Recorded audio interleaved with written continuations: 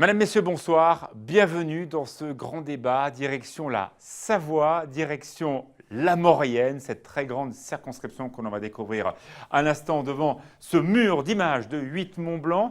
La députée sortante, elle ne se représente pas, il s'agit de Béatrice Santet. Vous la voyez, cette circonscription, elle est très longue, très profonde. Beaucoup de kilomètres qu'attendent les candidats si vous êtes élu demain. On part de la sortie de Chambéry, en passant bien sûr par une partie de la Combe de Savoie et toute la vallée de la Maurienne jusqu'au magnifique village de Bonneval-sur-Arc. Avant de présenter les candidats, vous allez voir la liste pour tous les candidats qui seront présents. Désolé, il n'y a que 4 places sur ce plateau. Vous avez l'ensemble des candidats qui sont ici écrit, voilà, avec quand même, je suis obligé de vous le dire, une petite déception, c'est la non-présence de Pierre-Marie Charvoz. On l'avait invité, bien sûr, à ce débat. Lui et sa suppléante n'ont pas souhaité venir à ce débat. Nous le regrettons, qui plus est avec l'ensemble des candidats qui sont ici. Voilà. Merci en tout cas à vous 4 d'être présents. On a fait un tirage au sort pour la première question et aussi pour la dernière. Marie Dochy, vous êtes candidate pour le Front National. Qu'est-ce que connaît le Front National de la Maurienne? Marine Le Pen, elle sait où c'est la Maurienne? Bien sûr, Marine Le Pen connaît tous les territoires en France.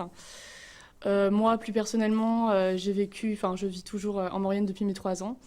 Donc c'est un territoire que je connais très bien, de Modane jusqu'à Saint-Michel, jusqu'à Saint-Jean-de-Maurienne. Donc c'est vraiment un territoire qui me tient particulièrement à cœur. Je connais aussi très bien le canton de la Ravoire parce que j'y ai travaillé pendant quelques années. Très bien, et vous êtes candidate pour le Front National. Exactement. Deuxième à se présenter, vous êtes le suppléant d'Émilie Bonnivard, Frédéric Brett. C'est vrai qu'il y a eu de très nombreux députés très importants, évidemment, en Savoie, notamment un, il s'appelle donc Michel Bouvard, qui était aussi sénateur. Vous représentez donc sa suppléante. On a l'impression que c'est aussi la candidate d'un système, très clairement, Émilie Bonnivard. Non, la candidate naturelle, Michel Bouvard est encore sénateur. C'est un pur produit mauriennais, elle est née en Maurienne, elle a envie de défendre son territoire.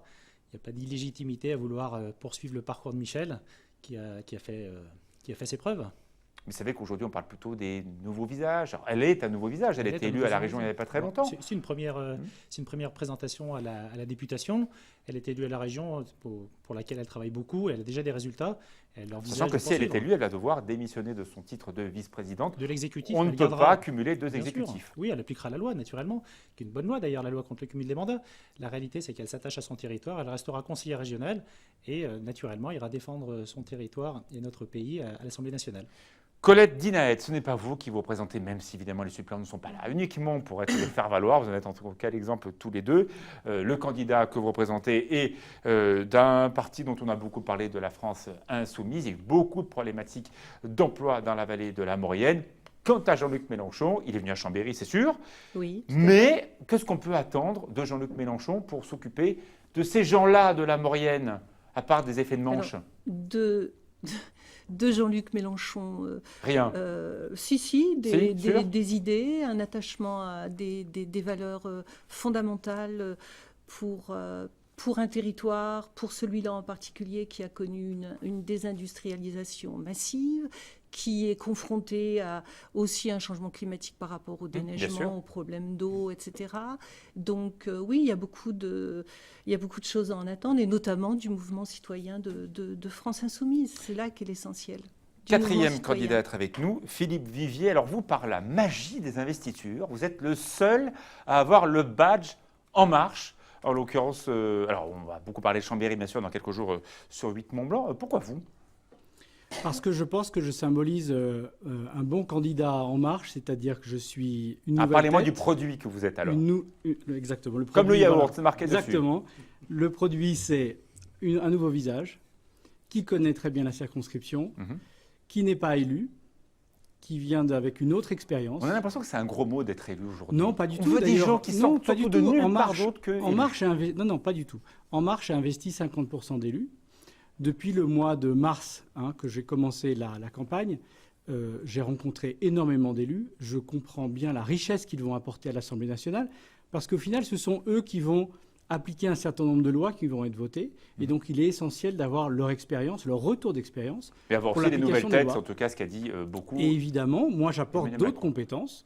qui ne sont pas celles d'un élu. J'apprendrai Alors, vite. on va en parler évidemment, calqué au territoire qui est celui de cette Savoie, de cette Maurienne. Marie Dochy, vous êtes candidate pour le Front National. Si vous êtes élue demain, la députée de ce très bel endroit, quelle serait votre première décision en tant que députée ? Pour revenir sur ce qu'a dit mon collègue Philippe Vivier, je voulais dire que je pense que le gros problème aujourd'hui, c'est qu'en fait, ce n'est pas tant les élus, en fait, c'est qu'en fait, nous avons des gens qui ne sont qu'élus, qui ne travaillent pas. Enfin, nous, en fait, au Front National, nous sommes pour la plupart, pour plus des 3/4, issus de la société civile, donc nous travaillons tous. Moi, j'ai un travail à temps plein. On travaille Donc, tous, là, je crois. Oui. On travaille tous, en fait. Mais vous n'avez surtout pas Moi, répondu à ma on ne question. travaille pas. Moi, je suis Vous retraitée, travaillez mais Alexandre Roux travaille. Marie Dochy, excusez-moi, ce n'est pas ma question. Ma question, c'est demain, vous êtes élue. Quelle serait votre première décision ? Aujourd'hui, ma première décision serait de remettre la sécurité en fait, à l'ordre du jour, parce qu'aujourd'hui, nous avons vécu de multiples attentats terroristes, donc je pense qu'aujourd'hui, réellement, mettre beaucoup plus de sécurité sur notre territoire. Oui, mais localement, là, pour ces gens de Maurienne, là, vous allez faire quoi ? Votre première décision pour eux, pour ces gens qui vont voter pour vous, de la vallée que vous aimez bien, semble-t-il. Aujourd'hui, j'ai 4 points en fait, dans mon programme que je souhaite vraiment mettre en avant. C'est l'agriculture, parce que déjà, la Maurienne vit énormément de Alors, l'agriculture. une proposition.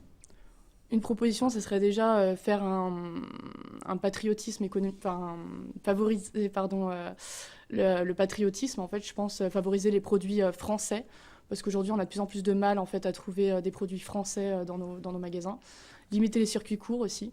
Je pense que Limiter, c'est... inciter, vous voulez dire. Inciter les circuits courts. Excusez-moi. Très bien. Colette Dinaé, bon, normalement, ce n'est pas vous qui allez siéger, c'est votre, en l'occurrence, Oui, oui. votre candidat que vous défendez. Il dirait la même chose. Une et idée, les ça serait candidats de quoi ? France Insoumise aussi. Alors, au niveau national, c'est empêcher la privatisation de la gestion des barrages, mettre tout de C'est un suite vrai enjeu en les Savoie, hein. camions, mettre immédiatement les camions sur les trains, comme l'a démontré l'expertise de Vivre en Maurienne ou Notave ou l'atelier des savoirs partagés. On pourrait dès aujourd'hui mettre 2000 camions sur les trains, donc dépolluer la principale vallée. Donc, Et évidemment, voilà. vous allez sur le sujet dont on Et- va débattre, vous l'avez bien compris. Et relocaliser la C'est production. évidemment le Lyon-Turin. Chance pour les uns, catastrophe pour les autres. C'est un projet qui, en tout cas, déjà concerne la Maurienne avec de très nombreux travaux qui, actuellement, ont cours en Maurienne, le long de l'autoroute parce que la fibre est en train d'être installée, également les circuits électriques et bien sûr ces fameuses descendries dont on a tant parlé. Frédéric Brett, c'est une chance ou pas localement pour la Maurienne, ce Lyon-Turin ? Moi, je pense que c'est une chance. De toute façon, le projet est lancé. La question qui se pose autour du Lyon-Turin, elle est relativement simple, et je peux la poser à M. Vivier, parce qu'il pourrait avoir 2 badges aujourd'hui, celui du Parti Socialiste et celui d'En Marche, puisqu'il n'y a pas de candidat Parti Socialiste. Et dans un temps assez court, le candidat au Parti Socialiste était contre le Lyon-Turin. Le candidat et le président Macron aujourd'hui est pour le Lyon-Turin. Vous êtes pour le Lyon-Turin, très clairement, c'est une chance localement ? Évidemment, bien sûr. En vous êtes interpellé, je vous laisse étant répondre. d'origine maurianaise et en travaillait beaucoup dans ma vie professionnelle pour les infrastructures de transport, je suis évidemment très favorable au Lyon-Turin, qui n'est pas un projet mais qui est un chantier qui va créer beaucoup C'est quoi la d'emplois. différence entre projet et chantier ? Excusez-moi. Le chantier, c'est que maintenant, c'est une réalité. C'est-à-dire qu'il C'est la réalité. n'y a plus de débat. Maintenant, on peut discuter de plein de choses sur le Enfin, il n'y a plus de ferroutage. débat, il n'y a plus de débat. Il y a la nouvelle Non, non. maire de Turin qui est Malheureusement, il n'y a plus de contre. Il y débat, a, oui. c'est pas, il y a Alors, encore du débat. Ma voisine me dit malheureusement il n'y a plus de débat. Il y a des tas de sujets dont on peut discuter. On peut encore discuter de la partie française, sans doute sur certains aspects, bien que toutes les consultations publiques ont eu lieu. On peut surtout discuter, je pense, du rôle de la SNCF, qui pour l'instant traîne des pieds à lancer le ferroutage aujourd'hui, parce que le Lyon-Turin, c'est très bien. Mais qu'est-ce qui se passe entre 2017 et 2025 ou un peu plus si le chantier prend du retard? Le Alors, on va ferroutage laisser- doit la être une réalité, c'est réalité. chouette. Frédéric Brett, je vous laisse répondre rapidement. La réalité sur pourquoi la SNCF n'y va pas aussi vite, il faut trouver une efficacité autour de ce projet. Et l'enjeu est sur la discussion où on mettra la plateforme pour allonger la distance sur le tunnel de base. Parce qu'aujourd'hui, il est inefficace, ou plutôt, il ne va apporter aucune économie au réseau de transport. L'enjeu, il est ici Alors, à discuter. Et donc, bien vous sûr, avez que le raison projet... de le signaler, c'est un enjeu Rhône-Alpes dont la région doit se saisir. Et je suis étonné que, alors que vous avez une vice-présidente à la région, ce sujet n'est pas davantage avancé. Oui, c'était mis puisque la région a mis déjà 10 millions d'euros sur cette nouvelle plateforme. Après, c'est de savoir si on l'a fait en région lyonnaise ou si on l'a fait du côté d'Amberieu en Bugey. il y a discussion. La région est prête à mettre de l'argent et je crois il y a une ligne de crédit de 10 millions qui a été installée. Après, l'État doit aussi jouer son rôle. Et comme vous le disiez tout à l'heure, la SNCF aussi, de savoir si on fait du ferroutage ou si on fait du fret. L'autoroute ferroviaire, il faut la rendre efficace. Pour qu'elle soit efficace, est-ce qu'on transporte les colis ou est-ce qu'on transporte des camions? On alourdit, on perd de la puissance. Il y a un véritable enjeu. Il ne faut pas faire un débat technique là-dessus. Il faut simplement rendre le projet En tout cas, vous êtes efficace. pour le dossier, ça se voit. Colette Guinaët. Donc vous êtes favorable au fait qu'on mette tout de suite les marchandises sur les trains, Évidemment, dès maintenant. au plus vite on ira, au mieux Tout ce à sera. fait. Et Les je crois projets que quand on structurants aura- pour la vallée bénéficieront à tous. Je crois que c'est une opportunité. Ce sera un gâchis complet que de faire marche arrière sur un tel De toute façon, on projet. ne peut plus Je faire ne marche sais arrière pas. parce que les travaux ont déjà commencé. Enfin, le problème du Lyon-Turin, c'est que nous Marie sommes Dochy. passés d'un budget de 2 milliards à 27 milliards d'euros. Et en plus, on continue de faire encore les travaux. Enfin, le J'aimerais budget bien- va continuer d'augmenter. Alors, Où votre est-ce que solution, les c'est quoi, 27 vous milliards C'est quoi les 27 Comment C'est milliards quoi votre solution à vous? Il y a Nous, fut nous un étions temps, déjà le Front contre le National Lyon-Turin. était pour doubler le tunnel du Mont Blanc par deux Non, pas tubes du avec tout, des camions. ça, Si, c'était- si, non, si, non, ça a non. été dit. Je Ça, vous ça a été retrouve, une vous erreur inquiétez qui a pas. été dite, vraiment. Pas du tout, jamais- c'était non, dit non. à l'Assemblée régionale. Donc ça, je peux vous dire, j'y étais. Deuxième chose, il faut être très clair. Aujourd'hui, un pays voisin, la Suisse, a ouvert le tunnel du Saint-Gothard en décembre dernier. Comment nous ne sommes pas capables de porter un projet alors qu'on a un trafic international, alors que les Suisses y sont arrivés? Vous on, qui êtes est, on patriote, est capable. Il ne faut pas dire Bien qu'on n'est sûr. pas capable. On est tout à fait capable vous de le êtes, faire. vous êtes contre? La- Et si, ça a été mal budgétisé mais dès le début. C'est Enfin, parce non, qu'il ça- n'y a pas où la vous trouvez les volonté 27 milliards politique ça a été mal budgétisé aujourd'hui. depuis le début. de Alors, mettre attendez, des attendez, colis. attendez, Un budget de Marie 2 Dochy. milliards. Il n'y a pas. pardon. Qu'est-ce que vous reprochez au Lyon-Turin, précisément? Je pense qu'aujourd'hui, nous n'avons pas l'intérêt d'avoir le Lyon-Turin. Donc vous parce êtes que contre? Déjà, contre, totalement contre. Qu'en plus, le budget est passé de 2 milliards à 27 milliards. Nous n'avons aucune connaissance de l'impact écologique que ça aura. Donc, il n'y a aucun impact. Enfin, aucun Et votre intérêt. solution pour le problème des camions que l'on voit en Maurienne, que l'on voit au Mont-Blanc, c'est quoi? Mais les camions en Les- Maurienne, est-ce que vous êtes déjà allé sur l'autoroute? Les autoroutes sont désertes en Maurienne. Honnêtement, je connais très bien les autoroutes en Maurienne, elles sont complètement désertes. Moi, je suis Nous n'avons surpris- Il y a aucun- plusieurs je suis milliers de surpris qu'on n'ait camions pas de qui trafic passent, avec l'Italie. Je suis content de voir que la Frédéric Savoie Weiss. se ferme au J'ai niveau travaillé à d'Italie. Modane pendant 5 ans, réellement, Moi, il je n'y a pense qu'il aucun ne camion. faut pas ramener Philippe ce Vivier. débat à des masses financières. Bien sûr que les infrastructures coûtent de l'argent. Maintenant, ces investissements sont très contrôlés par les opérateurs publics, hein, et tout ça se fera sous l'égide des pouvoirs publics. C'est un enjeu de santé publique dont il est question, hein. La pollution des vallées alpines, c'est de la santé publique. Donc je pense qu'on ne peut pas se permettre de passer à côté de ce débat en évoquant simplement des contraintes financières qui seront, sur lesquelles l'État sera très vigilant, comme la région, comme l'ensemble des acteurs. Mais on parle là de santé publique Colette et d'organisation du La territoire. France Justement, insoumise, tout elle à est fait. pour ou contre ce projet? Parce qu'il faut rappeler, Elle dans la est opposée circonscription, dans la mesure où vous il y a allez des jusqu'à solutions l'entrée de Chambéry, alternatives. où il y a une VRU avec très souvent, malheureusement, des accidents de camions qui se renversent sur la VRU. On en parle très souvent dans les différents journaux. La sécurité, Ça crée des bouchons, la des santé. dangers absolument incroyables. On fait quoi pour ces Alors, habitants? eh bien, on suit les 10 propositions de l'atelier des savoirs partagés, par exemple, qui ont été présentées à M. Mignola, qui a été très intéressé par le sujet, Oui. qui ont été Alors, la débattues mesure phare, ça serait aussi quoi? à Aix-les-Bains. Alors, il y a 10 propositions. Non, non, hein. pas les 10, une forte. Une forte. Bon, Non, je vous laisse elles vont- regarder, on elles revient vont après. ensemble. Elles vont ensemble. On va pas faire les 10, on n'aura pas le 10. temps. C'est un programme qui est très cohérent et il faut aborder Colette la Guinaët, simplement, vous sécurité, êtes la pour ou contre ce traversée tunnel du d'Aix-les-Bains. Mont-Blanc? Tunnel Il faut du- voir la pardon, sécurité, la le traversée tunnel d'Aix-les-Bains. Lyon-Turin.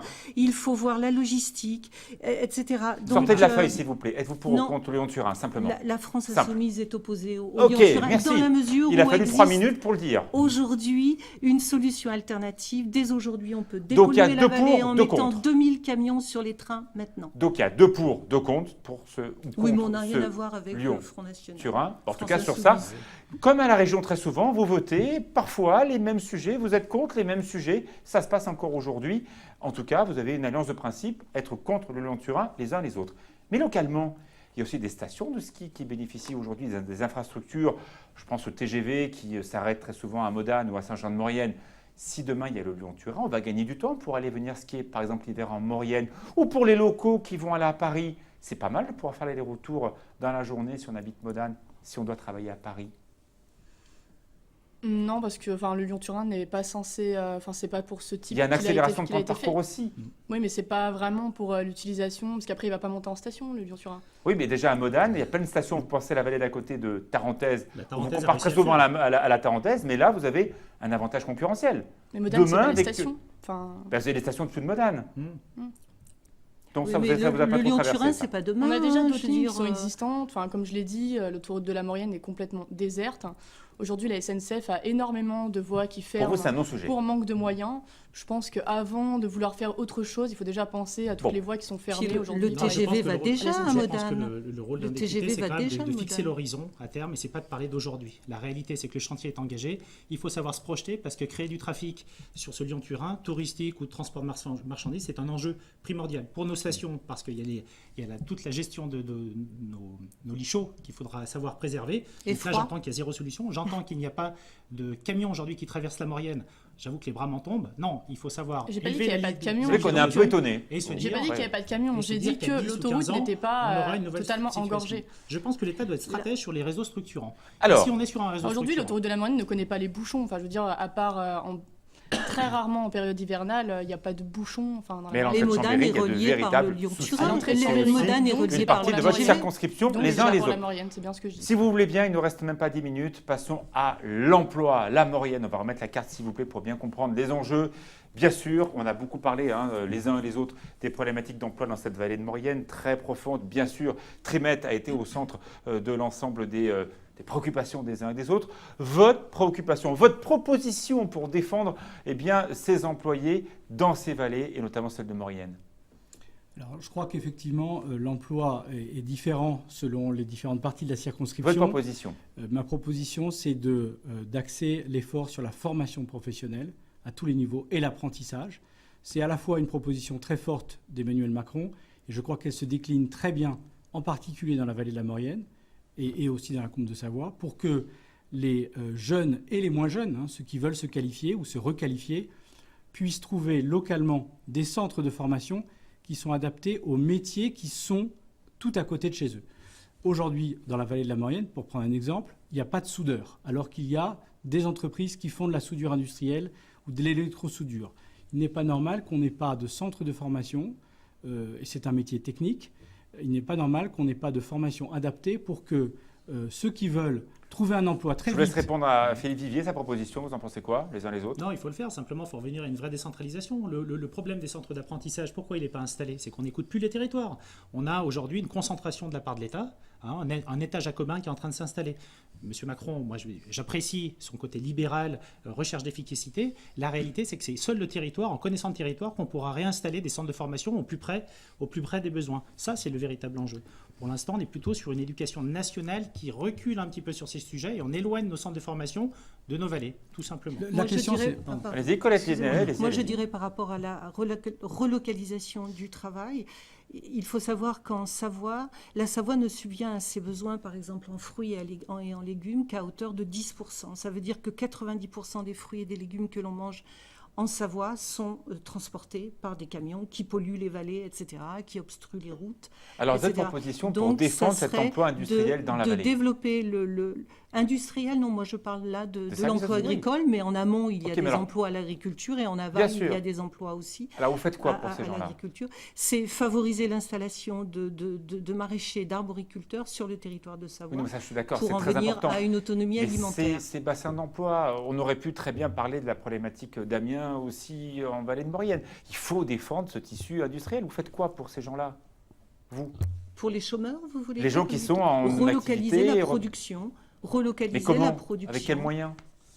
Ben, ce sont des décisions politiques de toute Ah façon. ben, vous êtes hein. député demain, alors quelles décisions vous allez Eh prendre? ben, à l'Assemblée nationale, un plan massif, un plan pour lutter contre le chômage massif C'est un peu la qui sévit en providence. J'ai l'impression que France. vous attendez que ça Non, tombe non, du Le ciel. là. sujet de la Non. circonscription, c'est pas un sujet de...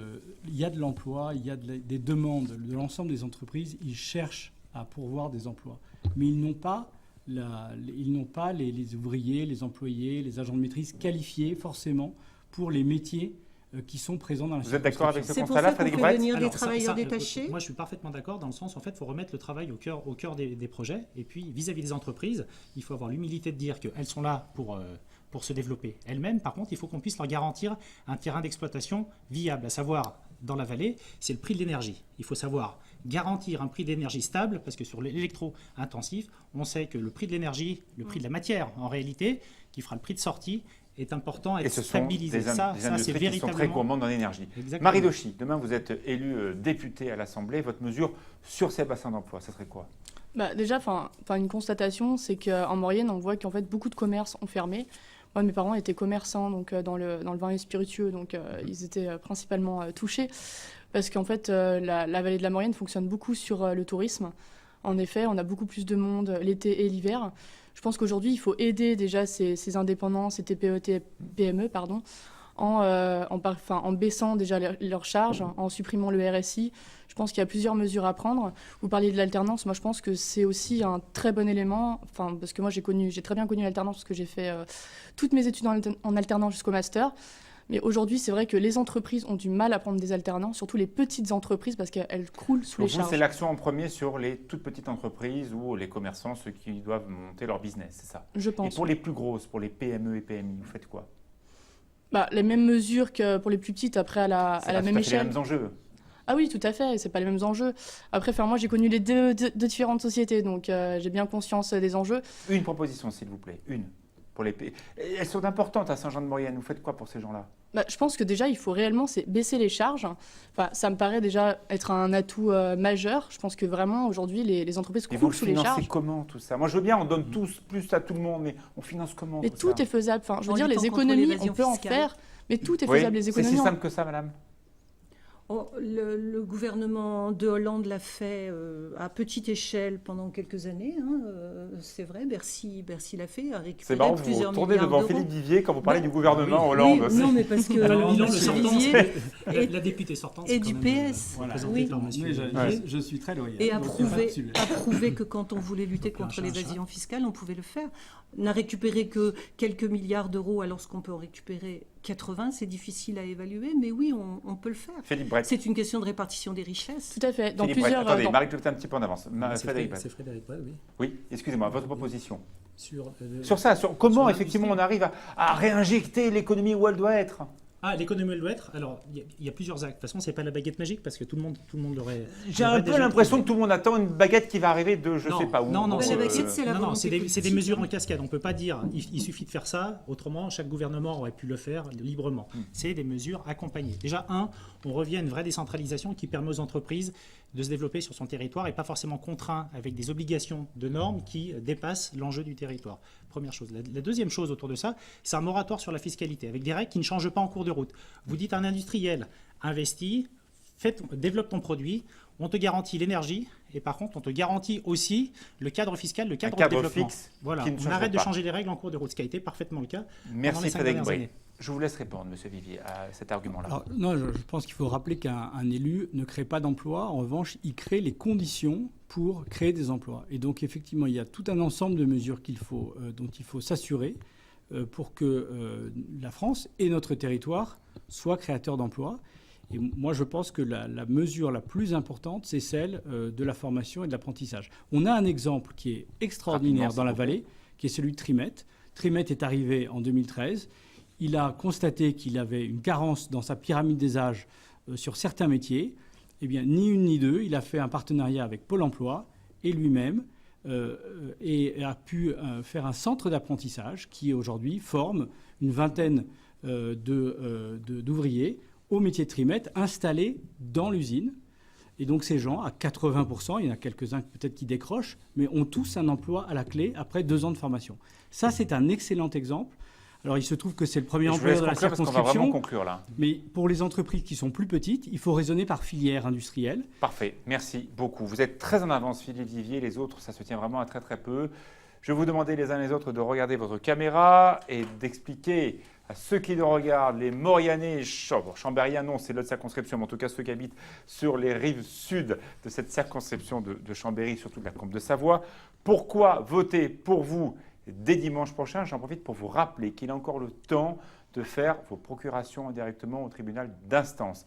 Si vous n'êtes pas là dimanche prochain, il est encore temps de vous faire représenter. Alors, la première à s'exprimer. Vous avez un peu plus de temps que les autres s'il s'agit de Marie Dochy. Face à cette caméra-là, pourquoi voter pour vous, en l'occurrence, dimanche prochain, pour le Front National?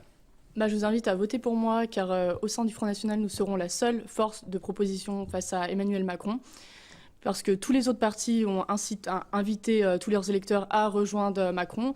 Aujourd'hui, sur certaines circonscriptions, nous voyons même des candidats En Marche qui soutiennent le candidat LR, comme Mademoiselle Bonnivard, par exemple. Moi, je suis une fille de terrain, je travaille à temps plein, en plus de mon mandat de conseillère régionale où j'ai un taux de présence à 100%. Je pense que je pourrais vraiment bien vous représenter parce que moi, j'ai une réelle connaissance de vos difficultés, de ce que vous vivez au quotidien et il faut arrêter avec tous ces élus qui sont complètement hors sol. Vous avez un côté un peu Marion Maréchal Le Pen, on l'a déjà dit? Souvent. Ouais, souvent. Peut-être par mimétisme aussi, peut-être aussi. Peut-être. Colette Dinaé, vous n'êtes pas vous candidate, vous représentez donc un autre candidat, en l'occurrence pour la France Insoumise. Alors vous avez déjà quand même pas mal parlé, mais je vais quand même vous donner 20 secondes. Pourquoi voter pour votre candidat dimanche prochain pour la France Insoumise? Alors voter pour la France Insoumise, c'est avoir des députés libres, indépendants des lobbies, au service de l'intérêt général pour une juste répartition des richesses sur tout le territoire et entre tous les citoyens égaux sur leur territoire. Très bien. Vous voulez parler encore 10 secondes, si vous voulez. Votez pour Alexandre Roux.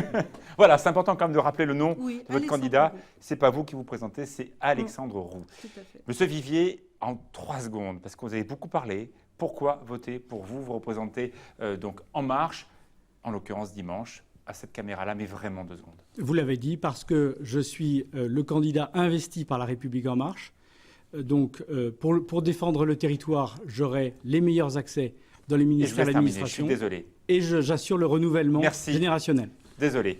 Frédéric Bray, vous avez plus de temps par contre, vous. Je vous laisse terminer sur cette caméra-là. Vous avez 30 secondes. Pourquoi voter pour Émilie Bonnivard, que vous représentez, pour cette élection dimanche prochain avec l'investiture LR-UDI? Merci de voter pour Émilie Bonnivard, qui est en fait la candidate du territoire, qui connaît son territoire, qui sera capable de défendre les enjeux locaux au niveau national, qui sera capable de défendre la dette qui nous étouffe, et surtout qui saura défendre habilement le pouvoir d'achat. On n'a pas pu en parler ici, mais le pouvoir d'achat notamment des personnes âgées, puisque le projet de réforme du président Macron sur la CSG est pour nous une hérésie.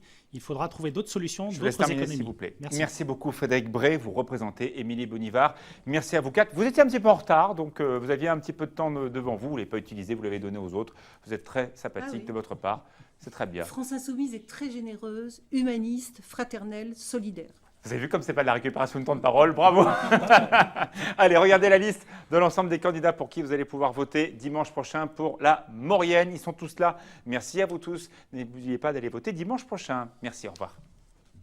Merci. Merci.